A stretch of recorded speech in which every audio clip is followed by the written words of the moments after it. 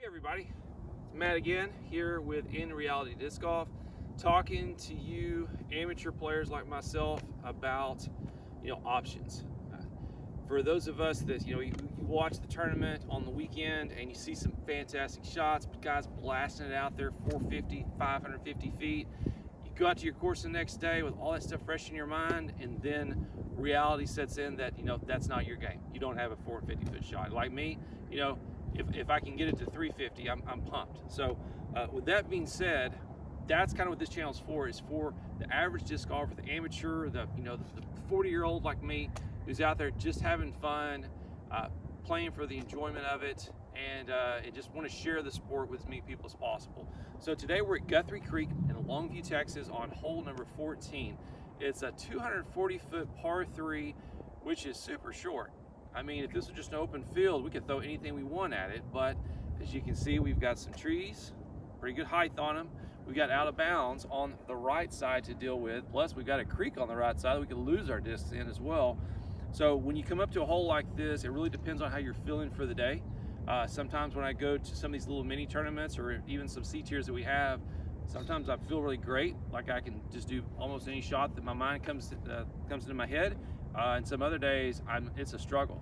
I just can't seem to hit anything right. And so that's when you come to a hole like this where it could go just really easy, get your par, get out, you're feeling great, you maybe go for the birdie, or you just want to avoid a bogey at all costs. So I've got several Lone Star discs right now. I just one of the the mini players that got on the Ranger team this year for 2023. So I'm going to give a few of these discs a shot at the baskets. There's some different options for somebody like me who doesn't have it. I basically got like a 350 foot arm, if you want to know. But I like to think about more control on my shots than just raw power, because a lot of times, like when I played ball golf, when I really tried to get that 300-yard drive, that's when I got in the trouble. So anyway, we're going to start off with some of the easiest shots first. I'm going to do the BB6, which is an understable mid-range. I'm going to try to go through the middle of the trees here, just put it in play for my par. And the good thing is, if I hit the branches and it falls straight down, I still got a par. So I'm going to go with a BB6 first on that and see what we can do. Nice and smooth, nice and smooth.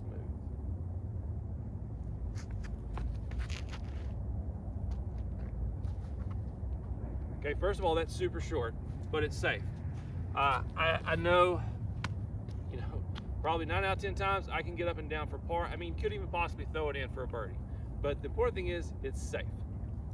Next, I'm going to go with a Mockingbird, 7.5, -2.1 on the numbers. A little bit glidier. It should push through there a little bit further if I just stay smooth and calm. Same line, different disc.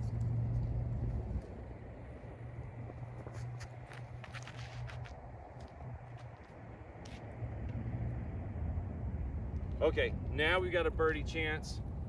You can tell I didn't throw it hard at all. Just let it do its thing. It's up there and it's kind of at the edge of circle 1. All right, now we get a little more aggressive. Got a little more overstable disc. Gonna start off with the Harpoon. I believe this is in Bravo plastic, perhaps. And with this one, I'm gonna try to do a flex shot on the left side. So I'm gonna bring it in on an Anheuser angle, let it come down, and hopefully pan out.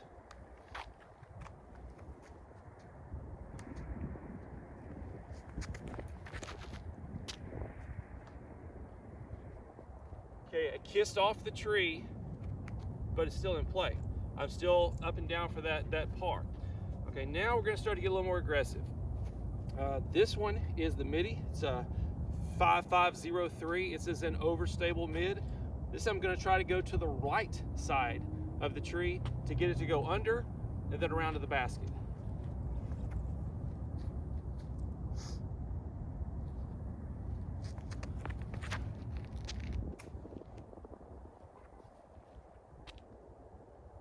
Okay, now we're definitely in the circle.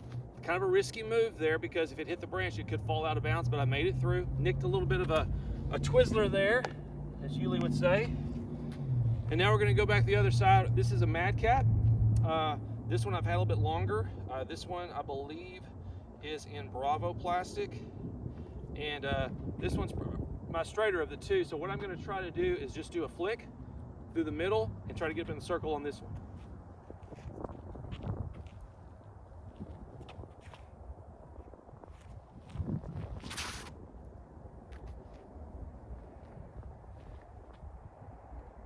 Great, great. That one's good. Circle again. This is my other Mad Cat. This one's a little more stable. I got a little bit of wind also coming from the south, so it's coming right to left for me here. So when this disc turns up, it's going to really push over more.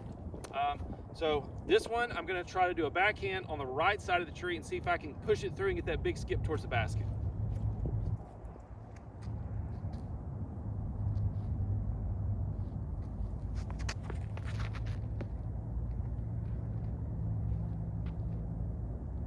Good, good, another circle shot. Now honestly, those are not the shots I typically do here. It looks cool when I pull them off.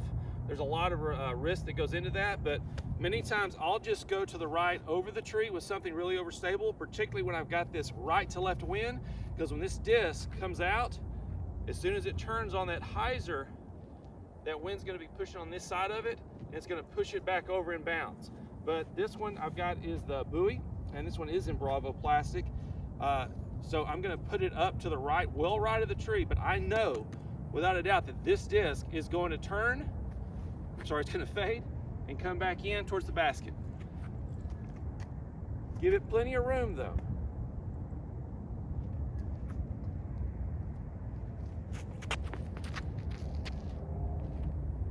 There it comes in.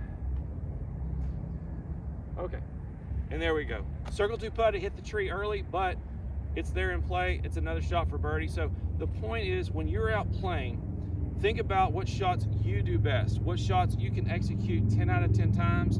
So when it comes up to a hole, it's not about impressing your card mates or just doing something really cool, but think about what you got to do to keep it in play, save par, and when you can, get those birdies.